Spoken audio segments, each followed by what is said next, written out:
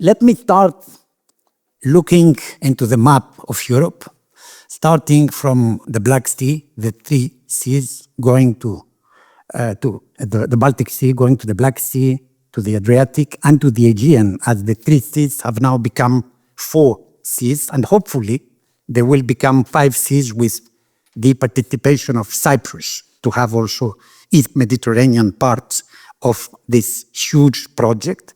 This is the project that needs further to be supported, and I do believe that all of us, the countries involved in the process, needed to ensure that in the next programming period, the appropriate financing will be available, including under Connecting Europe facility, not only under the structural funds, to boost this important project. Now, when you see this map, the vertical axis to which the Secretary of State had referred is extremely important, starting from the Aegean, Greece, going up to Bulgaria, then to Romania, then to Moldova, and to Ukraine. And in that respect, the axis of the 3 European Union countries, Greece, Bulgaria, and Romania, is the backbone of the European Union in the region, not only vis-à-vis Moldova and Ukraine, but also vis-à-vis the Western Balkans. And in that respect, I would like to repeat what President Stanishev has mentioned, that we need a strong cooperation of the 3 countries in the region. We are neighbors. We are now in Schengen. Greece has contributed a lot for Bulgaria and Romania to be in the Schengen, and we are also supporting you to be hopefully at the end of the year part of the Eurozone, which will be also an important achievement. And contrary to what some speakers, 2 speakers have said in the morning, that there is no internal market, there is a full internal market institutionally and legally speaking. What is lacking is the territorial, economic and social cohesion and the boosting of the internal market to remove the last barriers that exist, and also to promote a banking union, which is extremely important to that effect. Now, the big challenge for us will be, in addition to the infrastructure to which the minister had referred, the reconstruction of Ukraine. The war has to end. Hopefully it will end soon. And the big challenge will be how our 3 countries will be able to participate in the reconstruction of Ukraine, which is estimated currently 1 trillion euros. And you will ask me who will pay the bill. Under the current Trump administration, Europe will pay the bill. This is clear to all of us.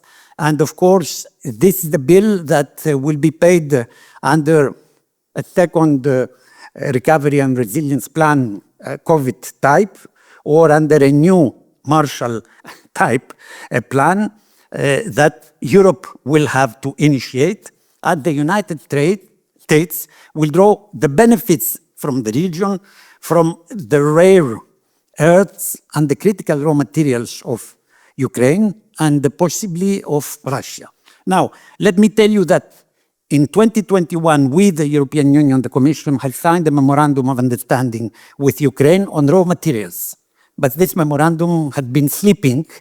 It now came out from the drawers, but in reality, others have been more proactive in that respect. In any case, I do believe that not only as regards the raw materials, because there are raw materials in other regions of Ukraine as well, and in other regions of the European Union, and listening to the previous panel, through circular economy, we can have critical raw materials, because we can recover critical raw materials through recycling, which is very important. But what is important is for our companies, not only Strabag, all our companies, to be part of the reconstruction process and to cooperate to create the critical mass which is needed, as the current infrastructure of Ukraine is Soviet Union type.